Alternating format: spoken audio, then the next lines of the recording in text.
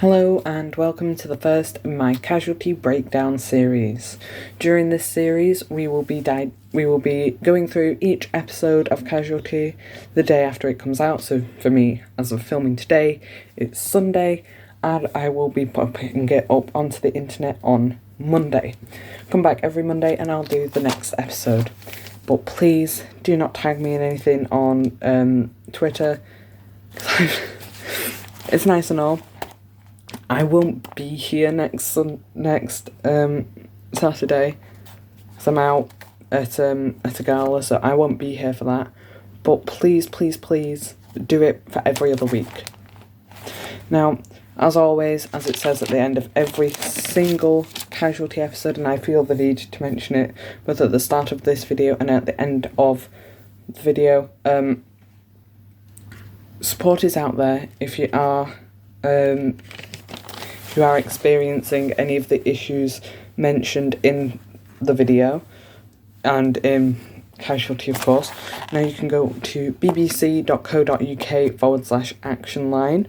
If you are under the age of 18, you can call Childline at 0800 1111, and the BBC also have recorded information from the action line, which is on 0800 110 100. Just thought I'd start with that. Don't know whether anyone listened to that, but there you go. Now, the opening scene in the ambulance, if this was your first episode, you might think was a bit unusual. However, it's important to establish what was happening, and by having her being that attempted suicide right at the start really impacts Ian's story as the episode goes on, and I quite like that, really weird and jarring start to it, and to me that's how I've been enjoying Casualty for a while. The scream from Ian was very different. It's not often that we get Ian screaming and shouting, and having that straight before the theme music was very strange, but I do like it. Now, suicide is, as always, a very difficult subject for some people, but it's nice that they are tackling it in Casualty, and from this, I hope that people are going out for support, because no one wants to be at this end point situation. People want to be behind it and trying to seek help to overcome it. So please, if you are in this situation, find and seek help. For those confused by Faith's position, about 2 sections ago, she went into a rehabilitation centre because she had a drug addiction. Obviously, since then, she has been able to find the help that she needs, which is extremely important. And coming back, she's now only on triage for her safety and for the safety of her patients. So that is what she is doing at the moment. If that was a little bit confusing, don't be upset by it. Be confused, and that's why I'm here to help. So, there's that. Yeah, it's always nice to see, them try and tackle substance abuse, because it doesn't happen nearly enough. Teddy and Paige have been in this, interesting situation for a while now. They were engaged, then they broke up, then they got back together and started planning the wedding again. And in this section of A History of Violence, it's all in the name, a history of violence. There is the history of violence. What we don't want, really, from any of this is to have it continue. So, I suppose the whole situation with Teddy in this episode was very interesting to watch and very enjoyable, but very strange, especially. So Natalia is Faith's daughter, and Ian and Faith were in a relationship when she went into the substance abuse, and when that ended, Ian still helped Natalia with lifts from college and with A-levels, which is so nice, and that's why Ian is awesome. He just is.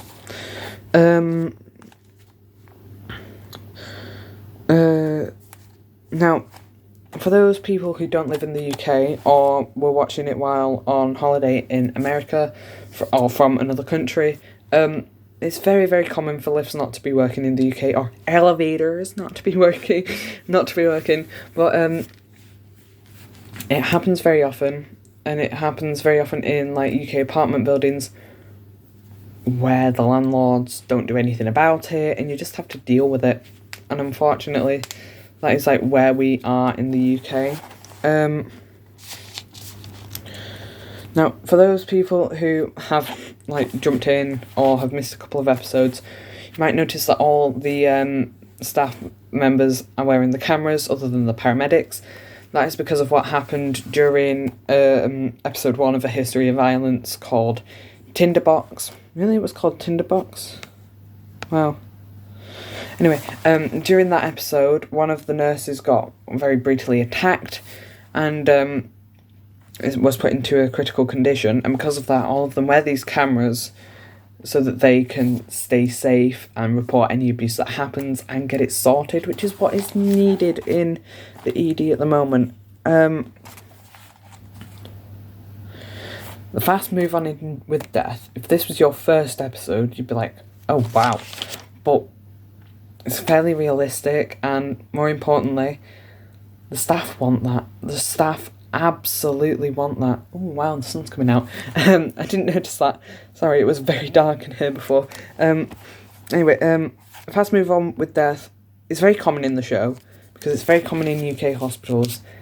And if it's your first time and you want to try and get into it, that's one thing you just got to get your head around. It happens, and they will acknowledge it like that. When people leave the hospital, you might have noticed the African nurse trying to go after them and Stevie stopping her. You have to stop them from going after, because otherwise they can be classed as harassment, medical harassment, and stuff like that, and you can get arrested for it, and it's a real shame because you're only trying to do your job, and I feel sorry for her because she probably didn't know that at the time, but what can you do?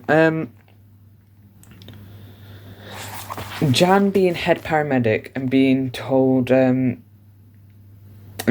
by Teddy to do whatever, she's like, yeah, okay, boss, that. She is a comedic genius. She will make you laugh at everything. Jan is awesome, and she will absolutely make you laugh. You just gotta get used to her, really. Faith and Ian and Paige and Teddy, at the moment, should be having these really awkward conversations. I'm glad that we've passed majority of it with Paige and Teddy, and I think we're working on passing it with Ian and Faith. But during this episode, they should really be having those awkward conversations, which is perfect. Returning the ring, the engagement ring, it's been long expected. I thought it would be coming like a whole lot sooner than it did, so yeah. Reed is trying to help with Rash's dad, who has Alzheimer's, and she's been doing this for about 2 or 3 episodes now. I think from the start of A History of Violence she started, but she's doing it because she wants them to do well, and it's really nice. But Rash really gets in his head and thinks that things are going on when they're not, which is such a shame because she is doing the best she can. So for those of you who again haven't watched it before, the 3006 to control, it's the same number every week, will be probably for about another 70 years. I don't think they want to change it.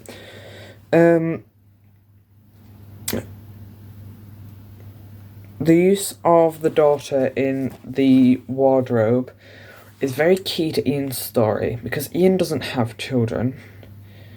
And the fact that Ian doesn't have children is significant because Ian has been in and out of the show for many a time, but he's such a father figure to Natalia and the other boy.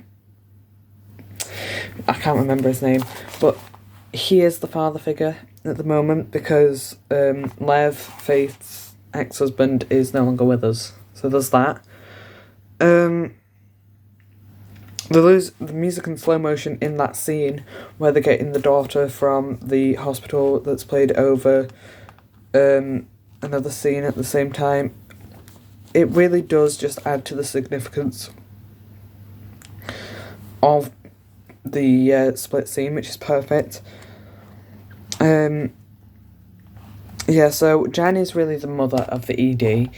So whenever she gets angry, it's kind of a big deal. So the ending with them was very, very interesting.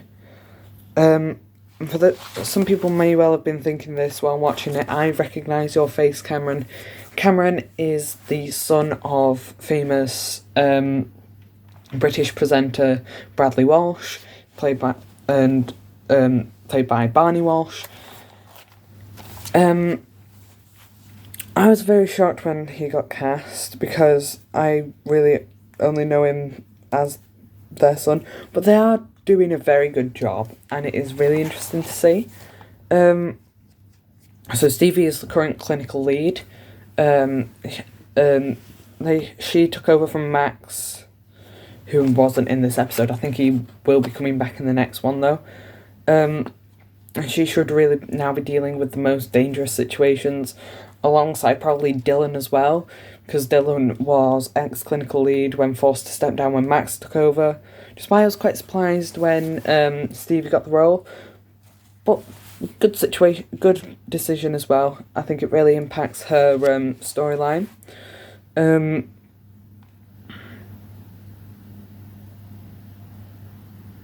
So Ian always struggles with those who he loses.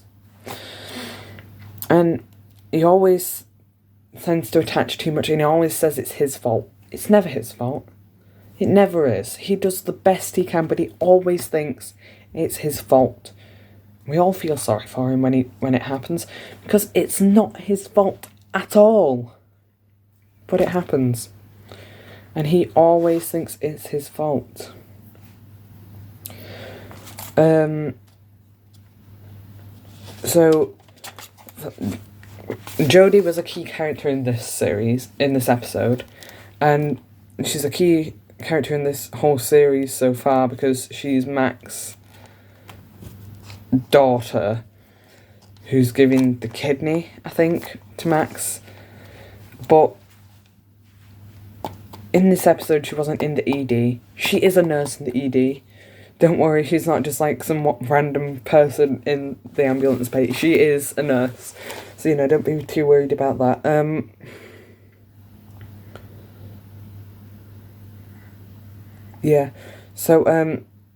I've already said that pretty much. Natalia and Ian are very close, which makes a lot of their scenes seem very nice. But this one was very interesting because of the kiss, which Ian didn't handle in the best of ways, I think. But I know what he's thinking, and I know what she probably thinks as well. But all I have to do is feel sorry for her. Oh my god. Sorry. Natalia has been known to have anger issues as well, so this is like her storming out and taking the bus. It's pretty normal for her. She does have anger issues from the past. But yeah. So once again, I do just want to remind you, if you need to seek help or support from any issues felt during this series, please go to the BBC Action Line website, which is bbc.co.uk/action line, or you can call to hear pre-recorded support at 0800 110 100, or if you are under the age of 18 and want to seek specific help and support, feel free to call to Childline at 0800 1111. Next week, Casualty will be on at the slightly earlier time, at the slightly later time of 9:20. I will be doing a video next week on Casualty. It will just be that I watch it on the Sunday and then record the video on the Sunday straight afterwards, which doesn't give me a lot of time to digest what I've just watched. So, please forgive me if I forget things. And even in this, I've forgotten things like I've got BBC iPlayer up on my iPad because I wanted to double check what it's called. It's called History of Violence, this chapter.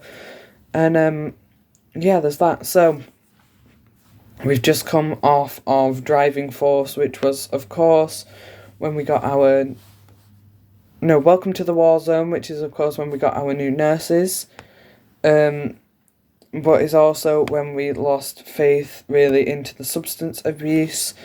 Then we entered Driving Force, which is where we lost Donna to the hospital for a little while, and we also lost Jan's husband during that. And now we are under the new section of History of Violence. So there you have it. That is all of what I have for you on Casualty today. And I can't wait to see you next time. Just so that you're aware, in case you want to, you can go back and watch all the way from In Plain Sight at the beginning, which is the episode Start the Fire, until the episode Baby I Don't Care. So feel free to watch that if you really want to, which is, of course, where we lost Robin and the original team of nurses. And then you can watch all the way through Welcome to the War Zone, Driving Force, and A History of Violence, all on BBC iPlayer. So yeah, that's all for today's episode, and I'll see you in the next one.